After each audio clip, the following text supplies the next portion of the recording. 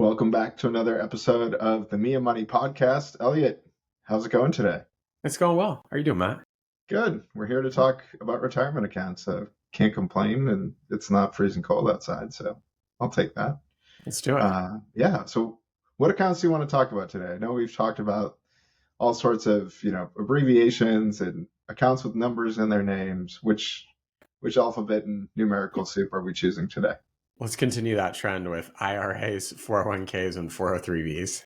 Ooh, that's a fun bunch of them. So, yeah, why don't you kick us off? Like, what are the purposes of these accounts? Like, if someone sees these things or is thinking about these things, like, what should they know? Like, what are these accounts for?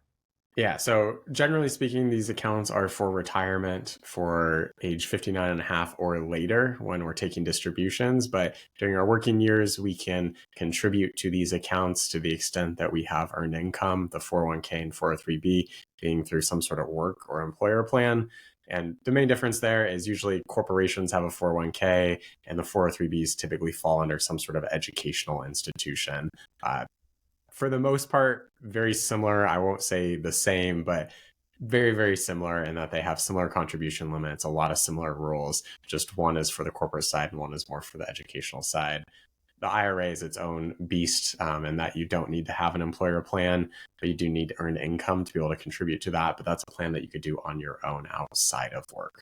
Yeah. And two, like, it's not just educational, right? It's a lot of nonprofits typically have the 403bs, and a lot of the families that I work with, they tend to have all of these things. So yeah, it can get really confusing really fast. But I think there's a lot of similarities in how these function. And that's really our goal for today, right? It's just to help you understand that a lot of these things functionally are the same, but they do have some unique twists to them. So where should we start, Elliott? Like, which one or what aspects of these accounts should we start with?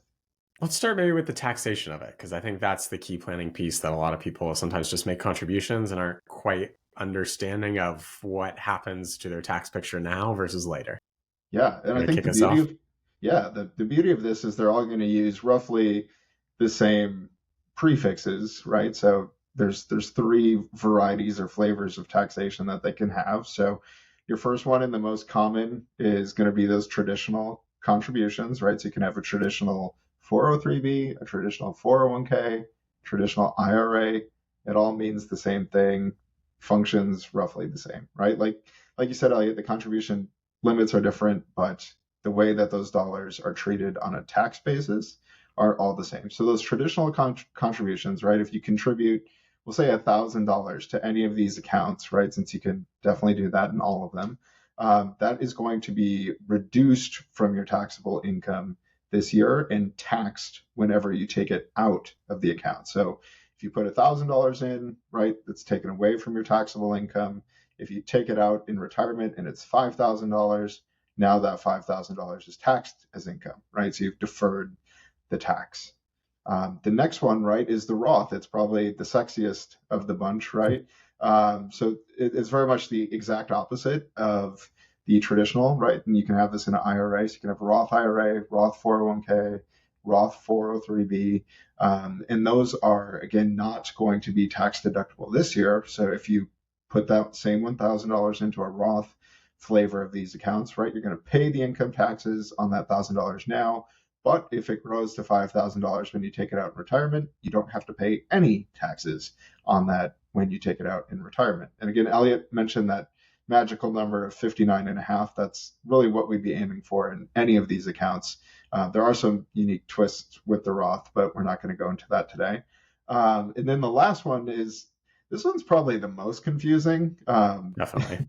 is the after-tax variety. So again, it functions kind of like both, right, Elliott? So it has aspects of traditional and aspects of Roth all smushed into one. So with that after tax, right, most of you listening can probably understand that sounds more like the Roth when you make the contribution. So you're paying the taxes when you make the contribution.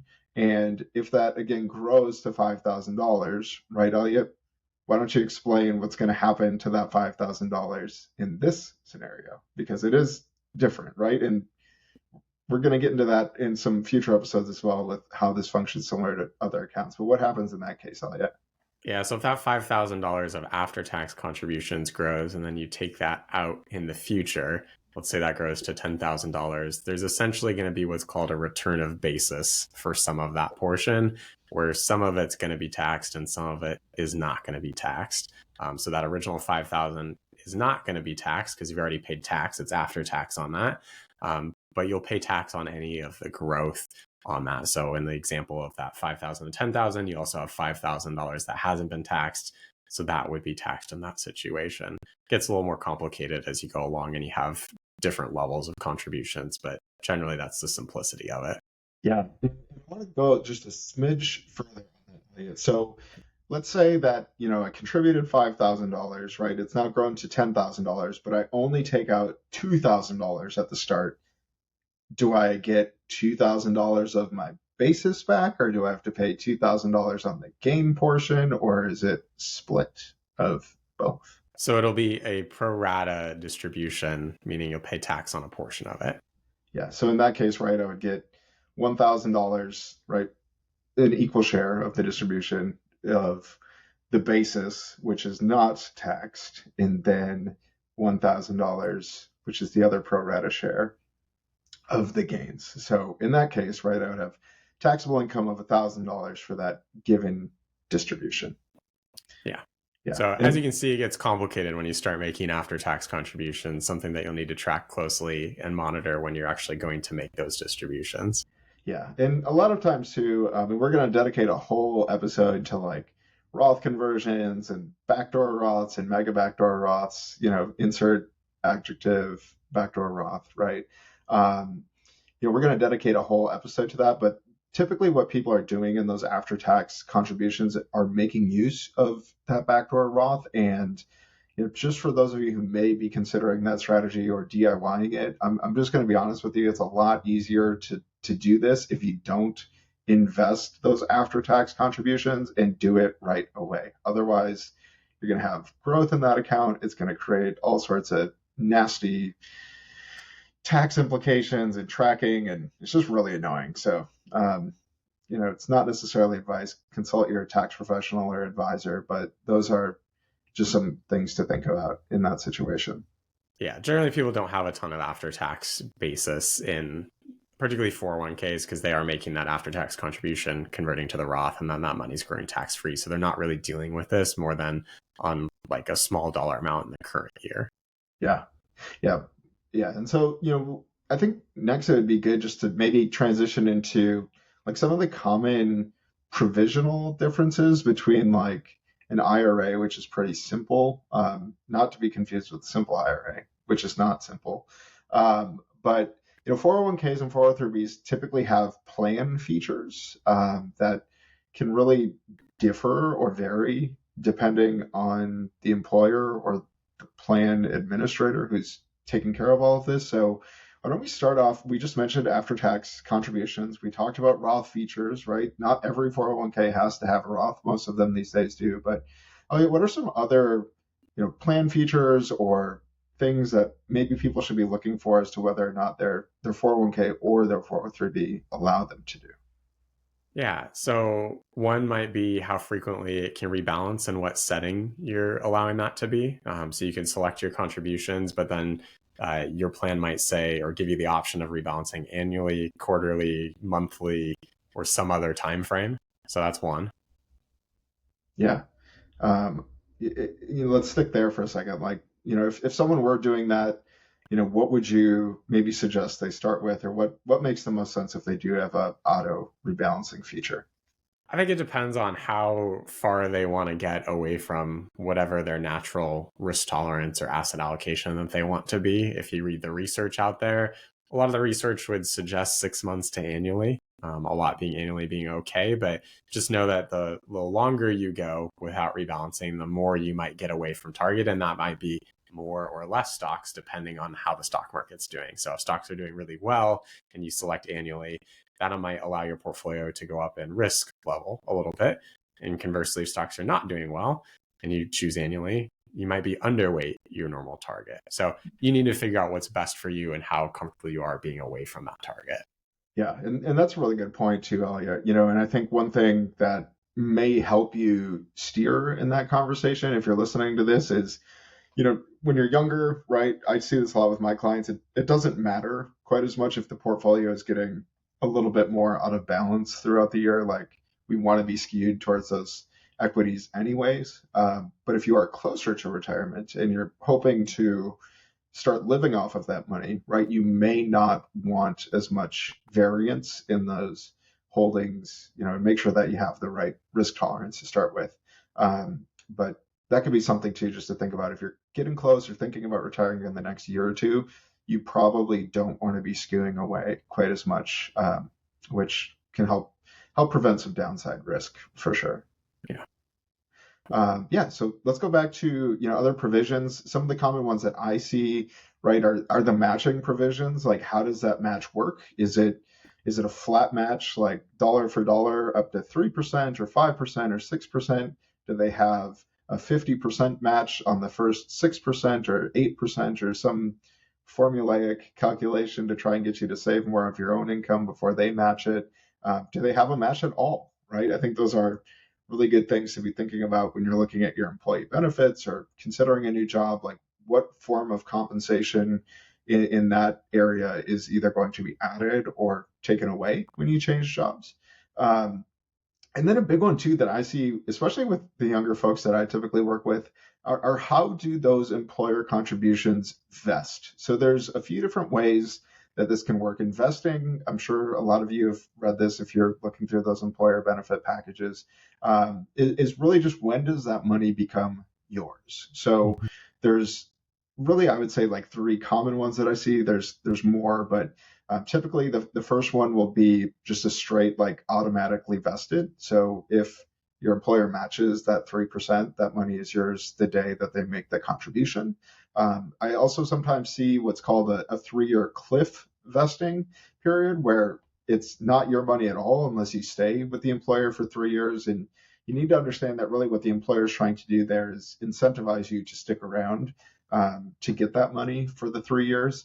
And then there's also what's called a gradual vesting. And typically I see this over 5 years. I know there's variants of this, but that's where, like, every year 20% of your employer match vests, right? So if they match $1,000 in that first year, at the end of the first year, 200 of that is yours, and then all the subsequent contributions are going to follow that same first 5-year vest period. So after 5 years, you're fully vested, and you could take all those 5 years of employer contributions with you. Yeah, that's a good point. And I want to go back to the matching portion real quick and just add, see if your plan has a true up provision for matching. Some people are caught off guard. Some plans only match along the way that you make contributions. So let's say that you're trying to max out your 401k and you do that evenly over 12 months. No issue there because your employer match might be going in at the same time. Some people will front load their 401k contributions earlier in the year to get that working for them, but then maybe miss out on a match because they really just match along the way with that. So that's just, and some plans offer a true up provision, meaning if you front load it and you've missed out on some of that employer match, they'll go back and contribute that later. Others don't have that true up provision where then you've missed out on some of the match. So just be aware of how that matching works with your employer to determine whether it makes sense to front load or not, or whether that makes more sense to space it out throughout the year. Yeah. There's a lot of nuance in these plans, and those documents are painfully long. I know people like us enjoy reading them, but there's a lot of legalese in there, and typically they're not like straightforward illustrations either. You have to read and interpret the words. So, great point there, Elliot. A few other ones, I'm not a big fan of 401k loans in general, but most plans nowadays do offer that. I think it's just really important to understand if you do end up using that as a emergency tool. Make sure you understand what happens if you were to leave your employer. Like, is that something where upon separation, which is typically the case, that loan is due in full, or you have to take a distribution, which is going to create all sorts of nasty tax implications, understand like what the rates are going to be on those. I feel like most of them are pretty standard and they're not necessarily great rates where you could probably make better use of like a 0% APR credit card to bridge you if you needed to do something like that. That is a difference though between the 401ks and the IRAs, right? You cannot take a loan from an IRA, so don't try to do that. Definitely don't take a distribution as a loan and hope to pay it back before the rollover period. So yeah, those are some other ones. And then I think another really big nuance in these plans, Elliot, and this isn't necessarily a provision, but it's just like how the fund lineups are set and some of the fees that surround that. So why don't we dig in there? Why don't we start first with fund lineups? Like what investments are able to be chosen? What should our listeners be looking for in their plan? Yeah, generally I would look for, do you have funds that cover the global market? So do you have good, whether that's one fund that covers US, developed, international, and emerging market stocks to have global diversification? Or do you have multiple funds that you can select in each of those categories? Are they low cost? That's a big one there. There's some plans out there that some of the funds are super expensive, others not so much. Like TSP, for example, they don't have a ton of funds within their plans, but rock bottom expenses. Yeah. Yeah. And, I don't know what you would define low costs as, Elliot, but typically, like, I would say less than 0.5%. Like, especially in a 401k, like, I know sometimes that's not necessarily the case, but there's not going to be like the 0.01%, Vanguard funds and all these It's rare. Yeah. plans. But, even if you're finding things in like the 0.1 to zero point 0.3 range, like that's usually like okay. And Yeah. you shouldn't feel bad that you can't get the same exact low cost investments that you might be able to get in your IRA. And it doesn't necessarily mean it's junk. Like when I start to think about junk, it's the 0.7s, the 0.8s, and anything north of 1%. And that's one thing I would like to caution a lot of you listening to. I'm not saying, go design your own portfolio in your 401k or your 403b, like without help. But a lot of times the target date funds will be quite a bit more expensive, especially if they're being, distributed by, like a fund company, like American funds or things like that. Sometimes those target date funds can be drastically more expensive, and you'll have the ability to create something almost identical on your own just by choosing a mix of the lower cost funds. So that's my one word of caution that I tend to see a lot of. What about you, Elliot? What do you tend to stumble across when you see just investment choices or funds that your clients are choosing? Yeah, generally I'm seeing better plans these days than say 5 or 10 years ago. So that makes me happy. There's lower cost, there's more options. Something I see less frequently, but still comes up, and I'm going to pick on the education system because that tends to be where I see these. I still see people making contributions into plans where they're paying loads. And what I mean by that is they're making contributions and 3 to 5% is being taken off the top to go into certain funds. And again, this isn't specific to educational institutions. It's just I've seen that more frequently in those types of plans. So if you're part of that, or just you have a 403b or a 401k, making sure that you're not necessarily paying a load unless that, for some reason, if that makes sense, by all means, contribute it. But a lot of times I find it doesn't make sense. So just be cautious if you're paying money to get into a fund because it's reducing what you're contributing, which then reduces how much it can grow. Yeah. Yeah. And 401ks are notoriously, well, and 403bs, notoriously bad at like not making it readily identifiable, like what exactly the fund is. Like most now, I would agree with you, it's gotten so much better in the past 5 to 10 years, but they'll have like the ticker symbol. So if you see, a 5-digit code on the mutual fund, like just type that into Google. It's going to tell you exactly what it is, like how much it costs, if there's a load. Another good way to identify if there may be a load is if there's the letters A, B, or C after the investment type, right? Those are share classes. And those typically do come with a sales load of some type. So again, it's not a bulletproof strategy, but if you see those letters next to some and not next to others, that could be a really good way for you to identify like, ooh, I should probably do some research or or call someone and get some help with this if I don't want to do it. Another caution on the fee side of things is a lot of these plan providers, they make it very easy for you to opt into what they're calling like managed portfolios. And again, I manage money, Elliott manages money, so like we're not biased in the sense that we think we should be doing it. But honestly, like when you have limited access to a fund lineup, or you do have the tools of an auto rebalancer, like my question is, what are they really doing for that fee? They're certainly not providing a financial plan. If someone wants to correct me on that and has an example, more than happy to eat my words, but I feel pretty confident in that one. So just be careful. And a lot of times they're not like charging you a full advisory fee, but a lot of times it's in that like 0.3% to 0.5% range, where it doesn't sound like a lot, but that balance is going to grow over time. And my question is just, what are they doing for that money? So just be on the lookout for that. And a lot of times they just kind of opt you in or try to pitch it when you're signing up for your 401k. So you may not even realize that you've been paying that fee for however many years you've been working there. Yeah. Yeah. Any other big provisions or features? I know we kind of went on like the 401k side. 403bs function a lot the same. My biggest word of caution there, how they differ, is they tend to have more fixed income options. Sometimes there's something called a stable value fund, or like a guaranteed income account or something of those lines. And just be careful like what opting into that fund really means for you. I know some insurance companies out there that manage the 403bs, like they will not allow you to take some of that money out when you move or change employers, or I think if you retire they would let you, but I could be wrong on no.